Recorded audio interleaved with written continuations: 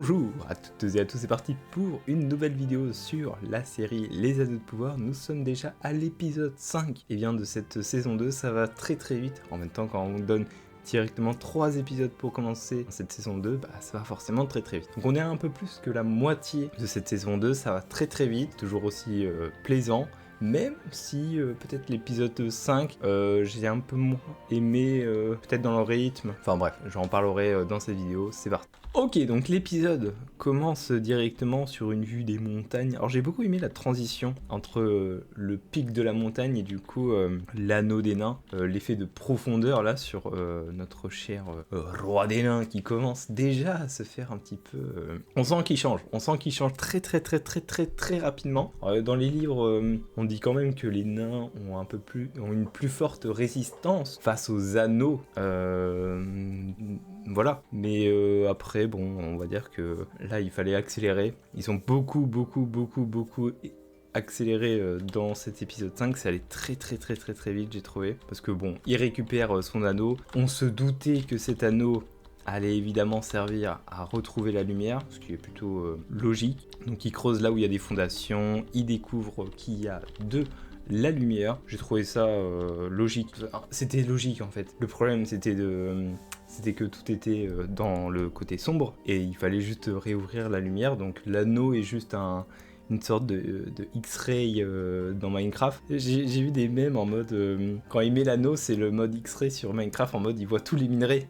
Il voit tous les minerais dans le vide et du coup ça m'a fait rire, ça m'a vraiment fait penser à ça. Donc voilà, son anneau lui sert à trouver les bons endroits où il faut creuser, que ce soit pour trouver du coup de l'or, des minerais, la lumière. Donc voilà, il est plutôt très content le roi, parce que forcément c'est gratifiant. Et on le voit à l'instar, c'est que Disa et du coup celle qui l'accompagne pour chanter, entre guillemets elles ont un peu le seum, parce qu'elles disent que le don d'Aolé leur a donné pour du coup trouver la lumière, le savoir-faire quoi, de la montagne, écouter la montagne, ils l'ont plus vraiment quoi.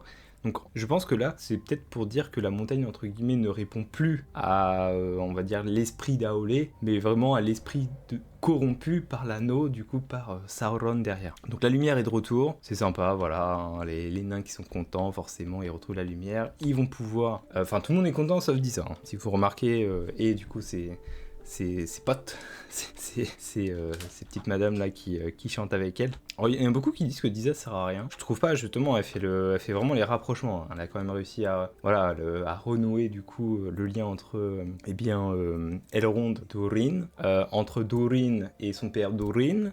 Donc alors Durin 3 et Durin 4. Elle est quand même, c'est un personnage quand même important. Elle se méfie,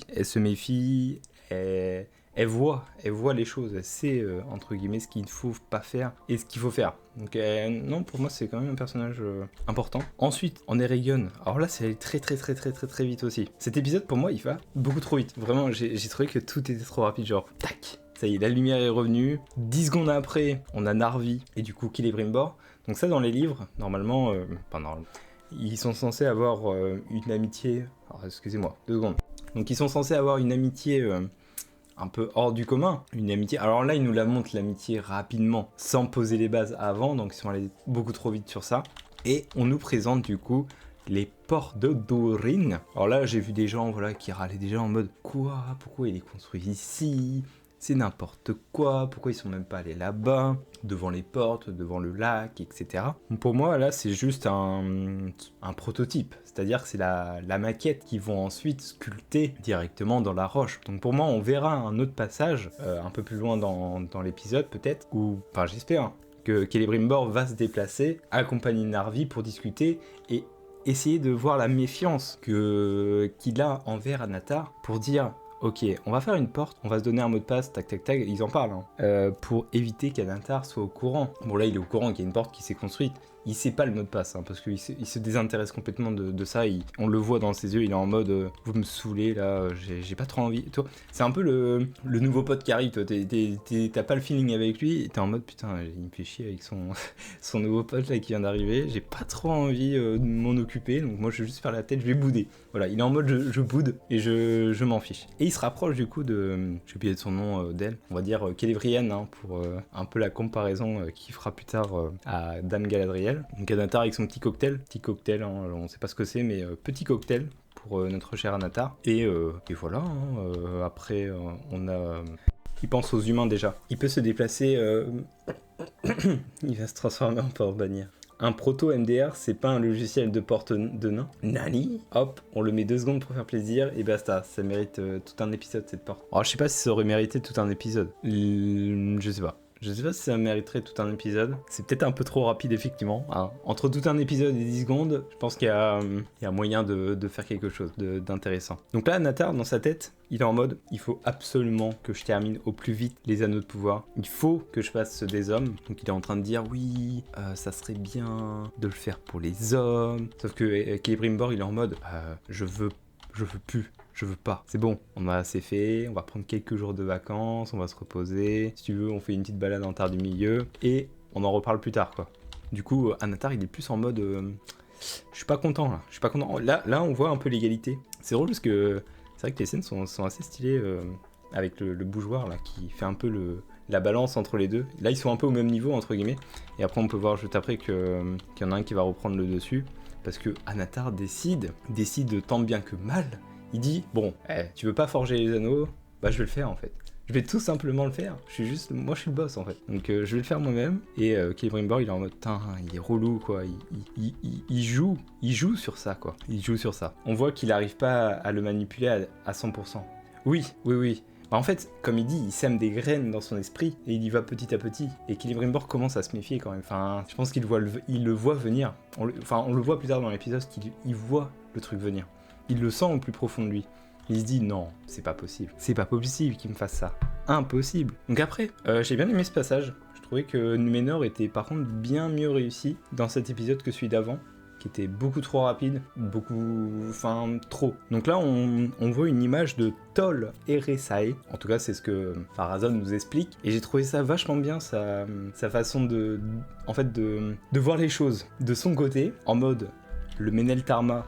Donc il explique le Meneltarma, c'est la plus haute montagne de Númenor, qui est à son centre. Et depuis cette montagne, donc tout en haut de cette montagne, on peut voir du coup l'île de Tol Eressëa, qui est du coup une île qui est avant Valinor. Et sur cette île vit des elfes. Et du coup, il explique que, à chaque lever de soleil, ils peuvent voir du coup cette contrée. Alors pour lui, c'est en gros pour montrer que vous ne verrez cette île, vous, que pendant un court instant, entre guillemets, et les elfes, ils pourront vous regarder pendant une vie d'immortel, quoi. Donc j'ai bien aimé sa façon de tirer le truc. Bon, par contre, pas très gentil envers son fils, Kemen. Par contre, Kemen, je trouve qu'on peut souligner le fait que en saison 1, il était chiant, en début de saison 2, il était chiant, mais là je trouve il est quand même mieux. Je trouve son personnage évolue, même si bon, il passe pour le méchant, mais c'est normal. En même temps, t'as vu le père qu'il a, et il lui dit oui, tu sais, quand t'étais petit, la première chose qu'on t'a dit, c'est que t'allais avoir une vie de merde. Donc forcément, en général, quand les parents, c'est souvent à cause des parents, quoi, que l'enfant devient un peu fou, quoi. Donc là, ça le montre clairement, hein, Pharazôn, qui est devenu du coup roi. On n'a pas eu de sacrement, ça aussi ça a été très vite. Je trouvais ça un peu dommage, parce que du coup l'aigle, effectivement, en fait ça l'a directement défini. Je trouvais ça un peu dommage, mais bon, entre guillemets, il faut que ça avance, quoi. On n'allait pas passer encore 1 ou 2 épisodes sur la possibilité que Pharazôn monte au pouvoir. Au moins, voilà, ça évolue, quoi. Pas énorme qu'on se serve des plumes comme aphrodisiaque. Les aigles, c'est puissant, héhé. Donc j'avais raison, en 5 secondes, avec un aigle, Pharazôn est roi. Oui et non, je pense que l'aigle est parti prévenir, entre guillemets, que Númenor c'est finito, plus aucun lien ne pourra être fait, et on va dire qu'il y a une cassure nette, et que du coup Pharazôn en profite, vu que Myriel du coup se laisse faire, entre guillemets. Elle se laisse faire, il n'y a pas de protestation, il n'y a pas de changement, parce qu'on peut voir du coup dans la scène d'après, toujours dans la salle du trône où le roi est mort, elle aime bien cette pièce, ça lui rappelle son papounet, donc elle aime bien y aller. Et du coup, Elendil, qui discute avec Myriel, à l'avenir, parce qu'en fait, pourquoi elle laisse le trône ? Parce que elle veut pas que Numénor sombre. En fait, au plus profond d'elle, elle veut sauver Numénor. Dans ses visions, elle a vu que Numénor allait disparaître. Mais du coup, quand il y a eu le changement de pouvoir, entre guillemets, et que du coup Elendil a vu la vision comme quoi il n'y avait plus cette destruction de Numénor, eh bien, elle l'espère en fait. Elle veut le bien de son peuple au final. Donc c'est compréhensible de sa part de pas vouloir s'opposer au nouveau peuple, quoi. Enfin, je n'ai pas trouvé ça choquant à ce niveau-là. On peut voir une petite image. C'est drôle parce qu'au début, quand j'ai vu cette image, j'ai cru que c'était Minas Tirith au fond. Mais en fait, non, c'est la fuite d'Elendil avec du coup Númenor, enfin la capitale de Númenor au fond. Et on peut voir que le soleil est rouge et voilà, que peut-être une catastrophe qui arrive au loin, quoi. Mais bon, ça c'est une vision, évidemment. Donc à voir ce qui se passe. On voit qu'il y a une petite... des petites flammes qui s'élèvent dans le ciel. Arménélos, effectivement. Il va pas aller loin sur une île. Bon, après, là, son objectif, c'est d'aller, je pense, à l'opposé de l'île, entre guillemets, pour aller rejoindre les fidèles, qu'on n'a pas encore vus, hein, qui n'ont pas été introduits. Peut-être qu'ils seront introduits bientôt, parce que bon, on a encore un fils qui n'a pas encore été présenté, parce qu'il y a Isildur, qui est en Terre du Milieu, là, mais on a Anarion, qui a été mentionné en saison 1, mais qui n'a pas encore été dévoilé. Ce serait bien quand même de le découvrir, quoi. Ils ont pris le Palantir pour la pierre d'infinité du temps. Ils voient au max jusqu'à leur mort ou un truc comme ça. Encore n'importe quoi. On veut Amandil. Bah écoute, on l'aura peut-être dans les prochaines saisons, hein. Je pense que la prochaine saison sera peut-être consacrée à Númenor. Bon, on va passer ce passage. On retrouve du coup ceux qui ont participé. Enfin non, là c'est plus ceux qui ont été dans l'équipage d'Isildur, qui du coup rendent leur tablier sous le regard de Kemen et Éarienne. Éarienne qui a totalement changé. Enfin, totalement changé. En fait, j'ai vu beaucoup de gens se dire que le changement était très brutal pour Éarienne, mais dès la saison 1, elle est méchante en fait. Dès la saison 1, elle veut pas que les gens y partent en Terre du Milieu, elle s'oppose aux elfes. Enfin, pour moi, c'était logique qu'elle réagisse comme ça en fait. Il n'y a pas de... Les gens ils disent que l'évolution a été trop rapide, mais dans la saison 1, elle est déjà comme ça en fait. Dès la première fois qu'on la voit, à aucun moment, elle est pour les elfes, elle est pour la reine, elle est juste pour Pharazôn. Elle idolâtre Pharazôn, elle tombe du coup entre guillemets amoureuse de Kemen, enfin c'est plutôt Kemen qui est amoureuse d'elle pour l'instant, mais après bon je pense qu'il y a un rapprochement qui se fait naturellement, ils sont assez proches. Et dans cette scène, du coup, nous avons... comment il s'appelle déjà, lui ? Du coup, lui, c'est pas Amandil ? Non, c'est qui ? J'ai oublié son prénom. Elle est pas ouverte d'esprit. Ah, elle est plutôt... Valandil, voilà, Valandil. Bon, cet épisode est beaucoup tourné sur lui, qui va s'opposer, du coup, aux nouvelles règles. Exclure, du coup, le capitaine, etc. Bon, tout le monde a l'air d'apprécier quand même Elendil, parce que... il n'est pas tout seul, Valandil, à l'appeler, quoi. Et en plus, ils disent que les Valar vous bénissent, etc. Donc toujours un rapprochement envers les dieux de ce monde, les Valar. Elro a le cancer, faites des dons pour le sauver. Ah ouais, non, mais là, ma gorge est prise. Hein. Je suis désolé pour ceux qui écoutent sur YouTube. Donc, on sent que ce personnage ne va pas rester trop longtemps. Enfin, je me suis dit, il va se faire arrêter, ils vont le tuer pour montrer aux autres que faut pas être contre les ordres, entre guillemets. Mais bon, ça c'est un peu plus tard dans l'épisode, du coup, désolé pour... Je vous spoil en avance. Pharazôn qui va revoir le Palantir, et je pense qu'on découvrira au prochain épisode qu'est-ce qu'il a vu, ou qu'est-ce qu'il n'a pas vu. Parce que pour moi, si on a une scène sur le Palantir, c'est que forcément Pharazôn va essayer de le manipuler. Enfin, c'est logique. Il va pas juste regarder et dire « En fait, tout compte fait, je vais peut-être pas l'utiliser. » Vraiment, je vais peut-être pas l'utiliser. Alors là, je pense qu'on a le faux raccord, entre guillemets, enfin le faux raccord. Il nous faudra une explication comment la lettre de Celebrimbor est arrivée au Lindon, alors que on va dire que la lettre de Gil-galad n'est pas arrivée en Eregion. Alors, d'un côté, on a le pourquoi du comment.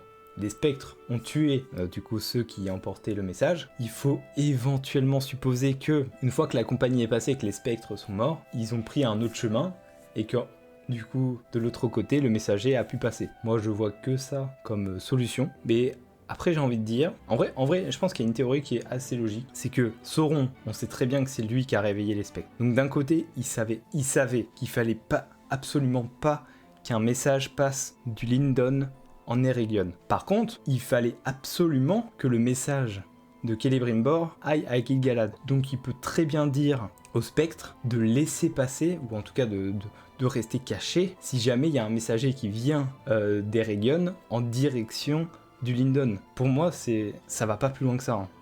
Ok, c'est une facilité scénaristique, mais Sauron y est pour quelque chose. Ou je sais pas, il a envoyé quelqu'un l'envoyer, toi, je sais pas, mais c'est sûr. C'est sûr à 100% que c'est ça, je vois pas. Parce que Sauron a tout intérêt que cette lettre arrive à Gil-galad pour confirmer les dires que en Eregion tout va bien. Franchement, c'est cool, Raoul. Et du coup, on comprend mieux la réaction de Gil-galad. Je sais pas, moi je vois que ça. Hein. Après, si vous avez une théorie autre, n'hésitez pas à le dire. Donc là, nous avons Gil-galad, donc la petite madame derrière qui lui dit ça serait bien d'attaquer. On a une armada. Elle le dit, hein, on a une armada qui est prête. Alors armada, est-ce que ça signifie pas genre on a mis tout le monde dans les bateaux et on est prêt à partir? Est-ce que armada c'est pas genre pour signifier on peut se balader genre sur la mer? Je sais pas, armada ça me fait penser à ça parce que le Hadar lui il dit légion. Donc des légions d'orques, un peu comme les légions qui vont attaquer, il me semble dans le Hobbit ils le disent, les légions de Gundabad qui rejoignent du coup. Armada égale armée navale conséquente. Voilà, donc elle dit, donc ça prouve qu'ils vont passer par la mer, ça prouve qu'ils vont, donc c'est pour ça que les bateaux, c'est pour ça que les hommes étaient du coup au Havre Gris. Ok, donc ça confirme mes propos. Ah oui, et là du coup on a une vision très bizarre. Hein, j'ai l'impression qu'on était dans un documentaire Arte avec Gil-galad qui voit des choses grâce à son nano. Donc il voit une espèce de montagne qui explose, il voit de la fumée, il voit des poissons morts, il voit un lac avec des poissons morts, il voit Sauron, donc Sauron comme on le voit au tout début de la saison 1, on voit des flammes, on voit des orques qui boivent du grog ou je sais pas quoi, et on voit des flammes. Là t'es en mode mais qu'est-ce qui se passe? Et lui il est en mode non, t'inquiète, tout va bien. On va juste rester tranquillou ici. Je pense que l'anneau au fond de lui, il lui dit pour l'instant, prends ton temps. Il faut bien choisir le bon moment pour attaquer parce que ça sent pas bon. Et il le dit lui-même. Il dit qu'il ne peut pas à la fois attaquer Sauron et attaquer l'armée de Hadar et qu'il lui faut des alliés. Alors là, j'étais en mode mais ça va, quand même. Faut pas déconner quoi. Merci beaucoup, sacré pseudo. Donc il y a qui comme potentiel allié? Il y a les nains de Khazad-dûm, il y a Númenor. Après, j'adore son peignoir. C'est vrai que ouais, il a une petite tenue. Les tenues sont quand même stylées. Hein. Ceux qui critiquent encore les tenues. Cette scène elle m'a fait trop rire. Là, on retrouve du coup Elrond qui court avec sa compagnie. Et regardez, hop, il enlève sa veste, hop, la scène est finie. il va plus vite. C'est de la capacité spéciale, c'est on enlève la cape et on gagne plus 5% en vitesse de déplacement. J'ai trouvé ça plutôt rigolo. Donc ensuite, on retrouve Disa qui du coup s'occupe du Malorn qui est donné par Elrond, hein. C'est pour ça qu'on a la transition Elrond-Disa, hein. Du coup le lien qui colle les nains, qui colle le plus le lien entre les nains et du coup les elfes, semi-elfes du côté d'Elrond. Disa qui se préoccupe... j'ai beaucoup aimé cette scène aussi. Donc on peut voir que par rapport au moment où il n'y avait plus de lumière, c'était la crise. Là ça y est, il y a des minerais de partout, c'est tout beau. Et nous avons notre vendeur nain qui dit que les prix ont beaucoup augmenté. Pourquoi? Parce que une pièce achetée égale une pièce donnée du coup à l'État, entre guillemets. Vous imaginez, il y a 50% de TVA là. Ça fait beaucoup. Ça fait quand même beaucoup, 50% de TVA là pour Durin. Il se met bien le coco. Et puis c'est pas que ici, hein. C'est pas qu'à Khazad-dûm. Hein, on va en parler juste après là où, quand il y a les émissaires pour les autres rois nains du coup ça m'a fait plutôt rire. Du coup Disa elle a bien envie d'acheter alors j'ai oublié le nom. Il y a aussi un truc sympa, attendez, là dans cette scène voilà, il y a un petit reptile. Alors pourquoi ils ont insisté sur ça? Je me suis demandé, est-ce que c'est un peu leurs animaux de compagnie, des petits reptiles comme ça? Bon après ça peut, je pense que c'est des animaux qui peuvent vivre sous la terre. Bon, en tout cas, je trouvais ça sympa. Ils mangent du crocodile en désert. En dessert, oui, probablement. Bon, Disa qui perd la boule magique et qui arrive du coup dans une petite impasse. Alors là, cette scène m'a rappelé du coup l'entrée de la Moria avec du coup le petit lac qui est devant. Et on entend une créature. Beaucoup de gens disent que c'est le Balrog, mais est-ce que ça serait pas le guetteur de l'eau? Je sais pas, enfin, tout le monde pense que c'est le Balrog. Bon. c'est peut-être le Balrog, effectivement. Mais est-ce que ça serait pas possible que ça soit le guetteur de l'eau? Parce que pour moi, le guetteur de l'eau pourrait faire des cris, entre guillemets, de la même sorte. Puis on a les mouvements de l'eau qui, un peu comme dans la communauté de l'anneau, arrivent sur Pipin.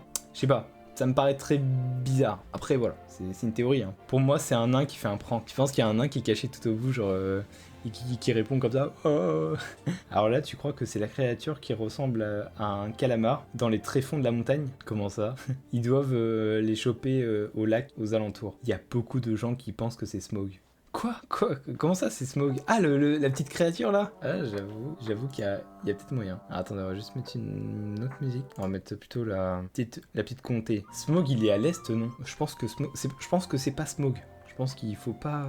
Smaug, il vit dans les montagnes desséchées, tout en haut là, tout en haut à droite quoi. Bon bref, cette scène nous montre qu'il y a un mal là, au plus profond de la montagne, et que à vouloir creuser trop profondément, eh bien, ça risque d'attirer des problèmes. Alors, pour ceux qui... Cette scène, au départ, moi je pensais que c'était les seigneurs nains. Quand j'ai réécouté j'ai revu l'épisode une deuxième fois, au début il dit...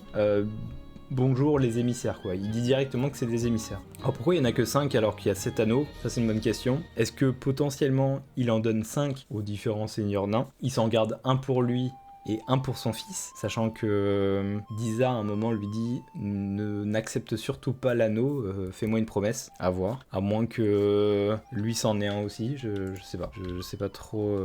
Ils avaient pas assez de chaises autour de la table pour le faire. Smaug il vient des montagnes bleues? Non, Smaug il vient des landes desséchées, entre les montagnes grises et les monts du fer, mais plus haut, enfin entre les deux mais plus haut quoi. Non, son fils va récupérer celui de son père. Oui, bah... C'est juste ma théorie par rapport au fait qu'il n'y en ait que 5 quoi. En plus il y en a un qui veut y toucher. Il y en a un qui veut y toucher, genre lui là. Il a une petite tête rigolote là. Il dit est-ce que j'irais pas toucher un petit peu l'anneau, regardez. Là, hop, est-ce que j'irais pas toucher un petit peu l'anneau, genre le tâter. Par contre, Durin, il se prend vraiment pas pour de la merde. Hein. Il dit ok, je vous donne un anneau, par contre, 50% de ce que vous récoltez, bah ça revient chez moi. Genre c'est... Waouh, il est fort en affaires quoi. Après bon, en même temps, quand même pratique ces anneaux. Genre t'as entre guillemets ressources illimitées quoi. Mais tu dois donner la moitié de ce que tu gagnes. Ah les affaires sont les affaires. Hein. Les nains, ça rigole pas. Mais on sent que Durin est quand même à une forte avidité de ressources. Et on peut voir les petits gisements d'or. Là, ça fait un peu plus penser à la Moria. Vous trouvez pas que ça ressemble un peu au mot de la Moria quand il commence à descendre dans les profondeurs, genre le début du pont de Khazad-dûm? Est-ce que ça vous fait pas penser à ça? Moi je pense que les nains, en fait, à cette époque-là, n'ont pas encore les grandes grandeurs, genre la 21e salle, la salle de la chambre de Mazarbul, etc. Toi. Tout ça n'a pas été construit encore. Donc pour moi, ils vont construire certainement dans les futures saisons pour nous montrer vraiment le côté grandiose de Khazad-dûm. Coucou Faustia, comment ça va? Ok, donc on voit les petits gisements, c'est sympa. J'ai beaucoup aimé cette scène. Alors déjà, de 1, on peut voir que Durin a la main lourde, mais pas que. Il n'a pas mangé. Un nain qui ne mange pas, c'est quand même bizarre quand même. Non, vous trouvez pas que c'est bizarre qu'un nain ne mange pas? On sent que l'anneau est clairement en train de le manipuler, parce que bon, il pense l'avoir au doigt, donc il l'a pas au doigt. Narvi lui dit clairement il est devant toi, ouvre les yeux. Mais moi, ce qui m'a surtout interloqué, c'est qu'il y a quand même un gros morceau de steak là qui n'a pas mangé quoi. Alors que les nains sont quand même des... Voilà, c'est des gros viandards, ils mangent et tout, ils veulent pas la salade de fond de combe comme dans le Hobbit. Mais voilà, je trouvais ça du côté des nains.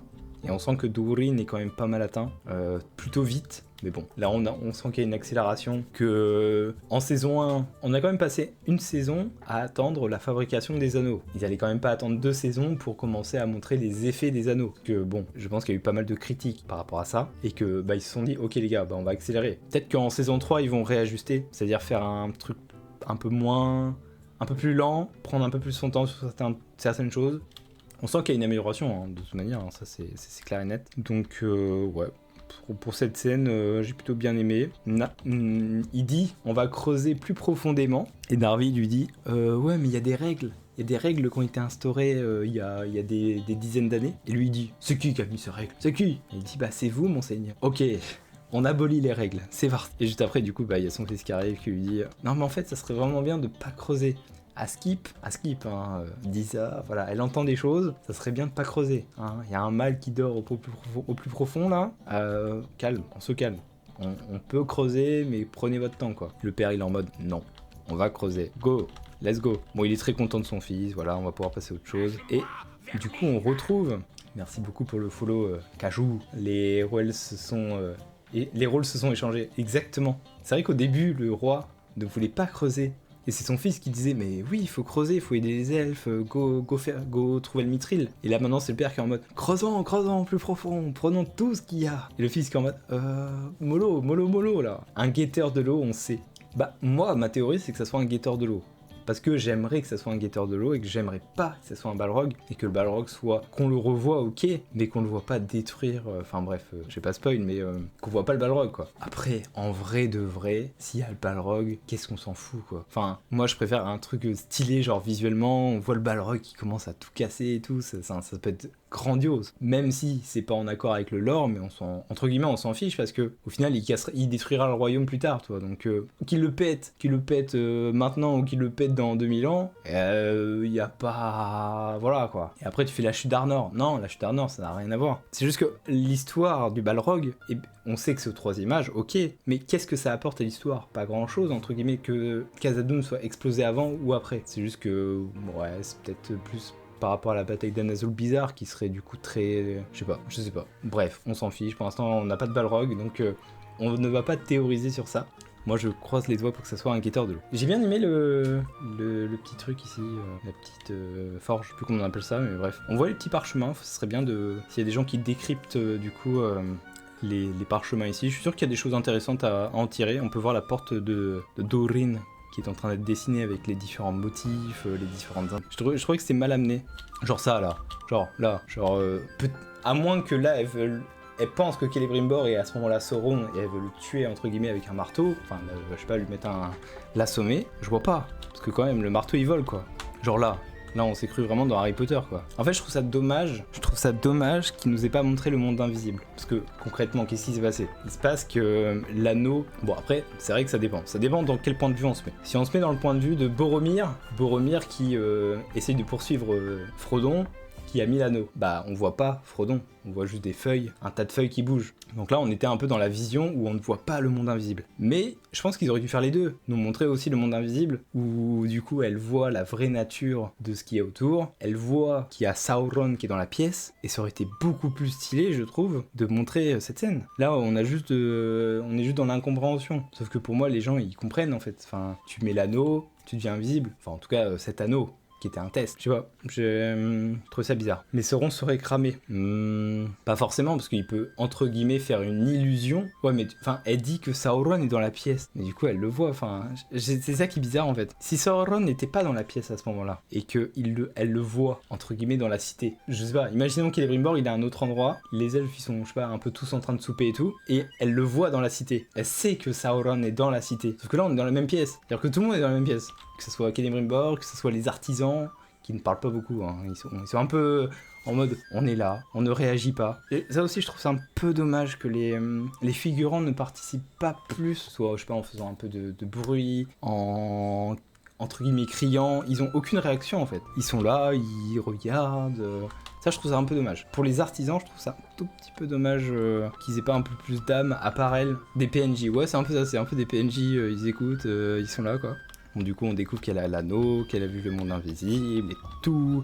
Tar, il est en mode tiens, est-ce que j'irai pas me rapprocher de cette petite madame? Donc, Celebrimbor, il est en mode on va arrêter pour l'instant, hein.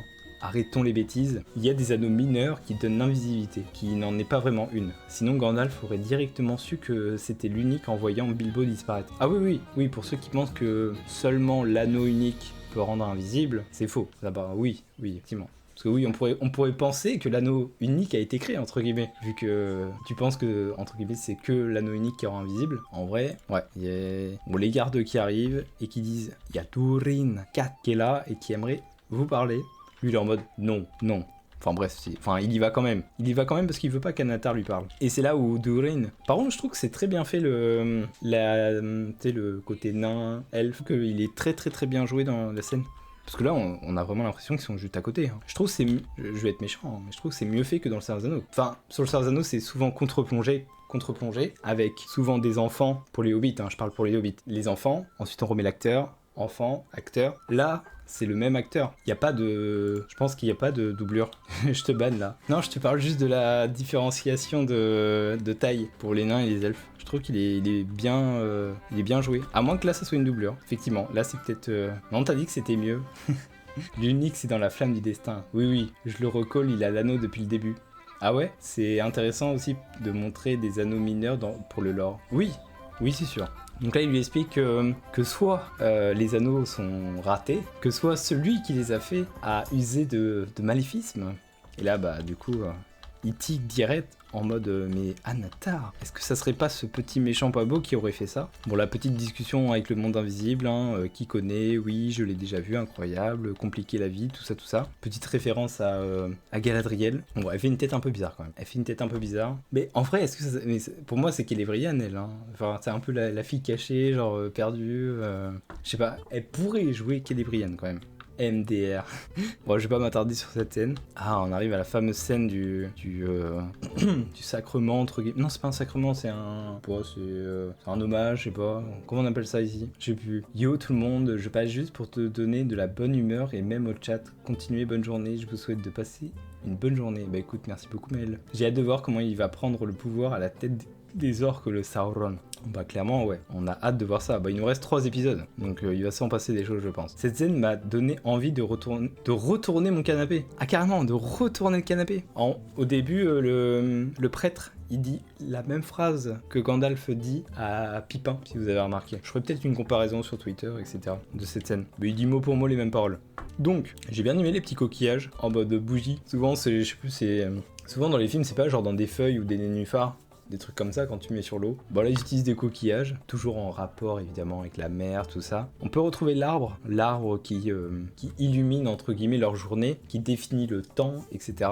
Évidemment une mention à Nimloth. Nimloth qu'on n'a pas vu, je crois dans cette saison 2 encore. Pourtant c'est un élément quand même important qui devra être remis en avant, j'espère, pour la suite du cours de l'histoire. Pour moi c'est un des éléments les plus importants de Númenor, Nimloth. Après bon, à voir comment ils vont s'en occuper. Petit flop pour moi, l'arc du Númenor, zéro intrigue politique alors qu'il y avait tellement la place de faire un truc intéressant. Coquillage, c'est pour se raser. Non, pour les toilettes, les 3 si tu as la ref. De quoi? Alors, du coup on retrouve Elendil, Valandil et notre méchant Kemen qui arrive. Et là je pense que le petit vieux... Mais en fait c'est à cause du petit vieux que tout part en cacahuète. Au final, c'est un peu à cause de ce petit vieux que tout part en cacahuète. Si le petit vieux, il avait pas voulu éteindre ou allumer la bougie, là, personne serait mort. Personne serait mort. Moi, je trouve ça honteux. Moi, je pense que c'est à cause de ce monsieur-là que tout part en cacahuète. La statue, oui, c'est la statue qui fait en sorte que... Mais c'est à cause de lui qu'on arrive à la statue, du coup. Parce qu'il dit, oui, la statue... En plus, Elendil, il est pas très malin. Il dit, donnez-lui la statue. Mais il aurait pu clairement faire un pas en avant... prendre la statue et lui donner. Hein, clairement, ça aurait évité que Kemen trébuche sans faire exprès, fasse tomber, sans faire exprès évidemment, hein, la statue de Niena. Sans faire exprès évidemment, il l'a pas fait exprès. Comme vous pouvez le voir, regardez. Hop, il veut le donner, c'est juste qu'il glisse. Hop, oh mince. Aïe, le sol qui était beau, paf, tout cassé. Je pense que c'est juste pas de chance. Je pense que c'est juste vraiment pas de chance. Bon là du coup, ça part en cacahuète. Alors j'ai regardé la vidéo de Vardamir et effectivement les figurants font nimp. Genre ils se battent, en fait tu sais pas pourquoi ils se battent, parce que c'est des péons, hein, donc ils ont pas... J'ai pas l'impression qu'ils ont besoin de se battre, il y a juste ces deux-là qui se battent entre guillemets. Pourquoi ils sont obligés de nous mettre des gens qui se battent derrière? Enfin, ils font pas le poids, regardez. Bon là il se noie, j'ai cru qu'il allait mourir à ce moment-là. Ça aurait été plus stylé qu'il meure enfin plus stylé, je sais pas si c'est plus stylé, mais j'aurais préféré qu'il meure à ce moment-là que quand il meurt juste après en mode prévisible. La saison 1 est mauvaise sur... trop de points, ça a presque lenteur plus des choix étrangers. Au final, la saison 2 doit arriver à reprendre des bons chemins, tout en montrant qu'ils sont capables de faire des moments d'action. Du coup, pour éviter de nouvelles lenteurs, il y a plein de passages qui sont skip, genre tout un truc politique, il y a quand même les Núménoréens sont en terre du milieu. Oui, quand les Núménoréens sont en terre du milieu. Et pareil, les voyages sont super rapides. Bah je pense qu'ils ont voulu faire des choix. Après, est-ce que c'est les bons choix? Est-ce qu'ils auraient pas pu faire des épisodes peut-être plus longs? Je sais pas. C'est difficile, hein, après. Je pense qu'ils ont tellement de choses qui ont été tournées qu'ils peuvent pas tout mettre en fait. vu qu'ils ont énormément d'intrigues, ils ont quand même l'intrigue au Lindon, en Eregion, Khazad-dûm, Númenor, Pelargir, Adar, Mordor en gros, le Run, qui est divisé en 3 avec Tom Bombadil, Leforto et du coup le Mage Noir. Il y a quand même au moins 10 intrigues. 10 intrigues, c'est chaud de ouf. C'est pas comme Game of Thrones. Game of Thrones, il n'y avait pas autant d'intrigues. Hein. Il y en avait peut-être 1, 2, 3, pas plus. Et ça a avancé. On termine une intrigue, on en relançait une, tac, tac, tac, on avançait comme ça. Là, il y a trop d'intrigues. Je pense que c'est ça le problème. Et puis le gars là, avec une contrée verte sous un soleil fugace. Mais oui, non mais il dit exactement la même phrase, j'en peux plus. On mettra l'extrait à la fin, quand j'aurai terminé la vidéo. Donc là, bon, il aurait pu le tuer, il ne le tue pas. Et 2 secondes après, il se relève. Et là, c'est ciao. Désolé. Et ça se termine comme ça de ce côté-là. Hein. Bon, clairement, lui, il a rien respecté. Hein. Il a détruit la statue, il a tué quelqu'un, il a lavé le sang dans l'eau. Y a rien qui va, hein, Kemen. Kemen, là, 0. Niveau respect, là, on est très très loin du respect, quoi. Et puis à la fin il dit non mais c'est lui qui a commencé, hein. Le mec est mort, hein, mais c'est lui qui a commencé. Bon je peux vous le dire, Elendil il va passer un sale quart d'heure dans les prochains épisodes. Tu te demandes comment il va faire pour survivre entre guillemets et s'enfuir. Parce que le but là c'est je pense qu'il va s'enfuir très très très très bientôt. Je vois pas comment il pourrait ne pas s'enfuir au prochain épisode. Et du coup pour le magicien de la première saison qui sauve les hobbits, vous pensez que c'est un mage bleu? Mais bien sûr que c'est un mage bleu, mais c'est tellement évident. Le mec au début de la saison on le connaît même pas. Et c'est lui, le chef de la rébellion de Númenor contre les traditions Valar. Bah après, c'était sûr que ça allait être un travail donné à lui. C'est Pharazôn qui se sert de son fils pour faire ses trucs. Il allait pas le faire lui-même, Pharazôn. Il est aimé du peuple. Le but, c'est pas que... Il veut que tout le monde l'aime. Donc s'il dit à son fils de le faire, pas de problème.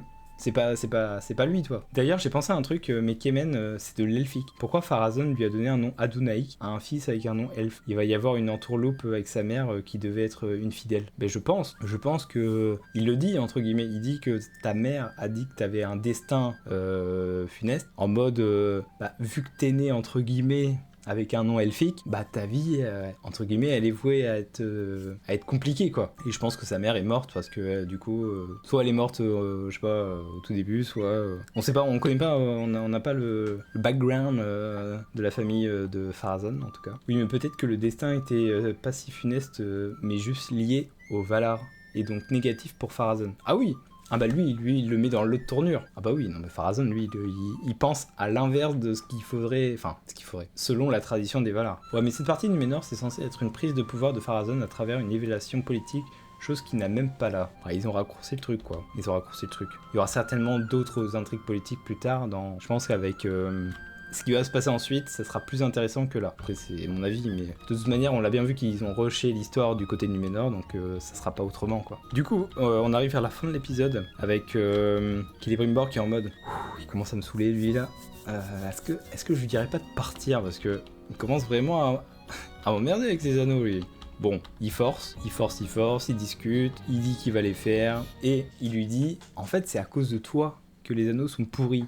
Jusqu'à la moelle. C'est parce que tu as menti, c'est parce que tu as été méchant, et du coup, tu es un être méchant, et du coup, pour réparer tes erreurs, il faut être gentil. Il faut recréer des anneaux pour sauver les autres anneaux. On va créer de super anneaux, et on va en faire plus. Pas 3, mais 9. Pourquoi 9? Parce que pour sublimer les 3. 3 fois mieux que les 3.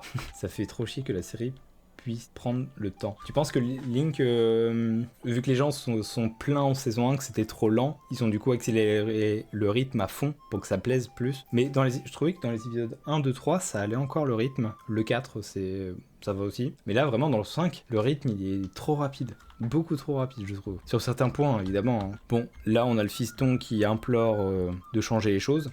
Parce que il sait à ce moment-là que les anneaux, c'est pas ouf, qu'il y a un problème.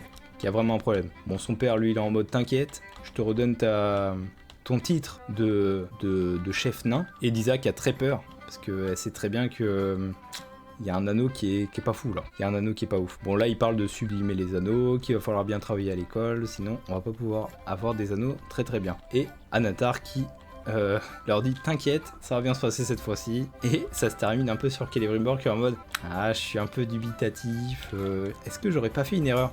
En plus, il le sent, hein. Il a les mains qui tremblent. Je pense pour un elfe, avoir les mains qui tremblent, c'est que c'est forcément un mauvais signe. Et il écoute pas son cœur. Toi là, il est en mode putain, je suis foutu en fait. Je suis foutu. C'est lui le méchant, c'est sûr. Pour moi, c'est comme ça qu'il le voit. Hein. Là, il est finito, hein. Son esprit, il est ailleurs, quoi. Bon, du coup, là, on trouve les orques qui arrivent, du coup, pas loin d'Eregion, hein. Bon, en même temps, c'est un peu ce qui nous attend, quoi. D'avoir une grosse bataille en Eregion, quoi. Les showrunners ont dit qu'ils sont restés collés à leurs plans en lesquels ils avaient confiance. Ça m'étonnerait qu'ils aient écouté quoi que ce soit. Oui, regarde The House of the Dragon, le rythme est lent et ça avance pas trop. Et les gens se sont plaints aussi. Après, en vrai, la saison 2, je suis désolé, mais au bout d'un moment, quand t'as Daemon qui reste pendant 5 épisodes dans la maison hantée, là, c'est un peu chiant. C'est très chiant. Enfin, moi, j'ai trouvé ça chiant. Ça apporte pas grand-chose à l'histoire. Donc oui, effectivement, je pense qu'il y a un juste milieu à avoir. Il y a avancé et pas trop avancé. Bon. Elrond qui arrive et qui dit Gil-galad, ça serait bien d'y aller, là. Et Gil-galad qui est en mode t'inquiète, j'ai eu des nouvelles. Tout va bien, on va pouvoir manger sainement ce soir. Bon, il a perdu, hein. Clairement, dans sa tête, il est... Je sais pas quand on va se faire le déclic de quand il va essayer d'aller aider les elfes. J'espère que ça sera au prochain épisode, parce que sinon ça va être compliqué, hein. Ça va être très compliqué. Et du coup, ça se finit sur Dame Galadriel qui arrive, qui se fait presque couper les cheveux. Et voilà, Hadar qui lui propose une petite alliance pour combattre un ennemi commun, qui est tout simplement Sauron. Parce que Hadar sait que Sauron est en Eregion, Galadriel sait potentiellement que Sauron est revenu, et c'est là où tout va se jouer, et ça se termine sur une nouvelle fabrication d'anneaux, les anneaux des hommes. Donc je pense que le prochain épisode commencera par la création des anneaux des hommes. Après, je trouve ça pas forcément bien amené, parce qu'on a aucun... En fait, ils vont le donner aux hommes de Númenor. Non, il le dit autrement. Il le dit qu'ils vont donner des anneaux au plus grand roi de la Terre du Milieu, de Númenor jusqu'au Run. Númenor jusqu'au Run. Il y a qui? Il y a quoi?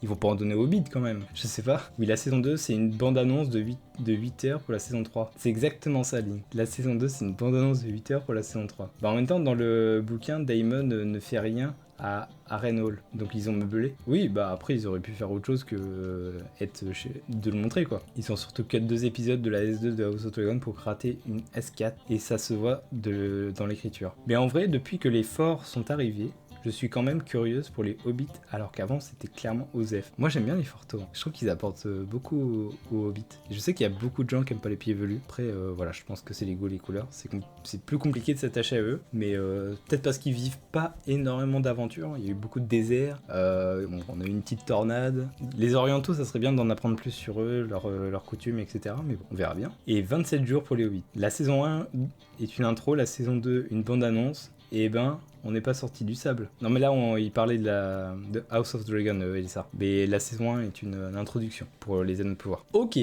Écoutez, cet épisode est terminé. L'épisode 5 des anneaux de pouvoir. Dans l'ensemble, c'est pas mon épisode préféré. Je pense que ça restera pour l'instant le 4. Je pense que Tom Bombadil m'a beaucoup trop marqué pour que cet épisode soit au-dessus. L'intrigue de Númenor était meilleure, l'intrigue des nains est toujours aussi bien. Je trouve ça juste dommage du coup le côté des hommes, enfin l'idée de construire les anneaux des hommes comme ça. Je trouvais que pour les nains c'était bien amené, je trouvais que pour les elfes c'était bien amené, pour les hommes c'est mal amené parce on sait pas où ils vont aller en fait, c'est plus ça. Genre il veut pour les hommes, et les hommes les hommes du sud, ils sont tous capoutes. Il y a juste Théo qui est devenu le seigneur de Pelargir, mais à part ça, pas vraiment quoi. À part Númenor, peut-être pour les aider. Donc vraiment la seule chose qui sauverait l'épisode à mes yeux, c'est que l'unique ait déjà été forgé. Ah ouais? Écoutez, on verra bien. Écoutez, n'hésitez pas à mettre un petit commentaire sous cette vidéo. Je vous dis à bientôt pour la suite. Je vous rappelle, tous les mercredis soirs, il y a un conseil en terre du milieu. Et voilà. Allez, je vous dis au revoir, merci beaucoup, et abonnez-vous.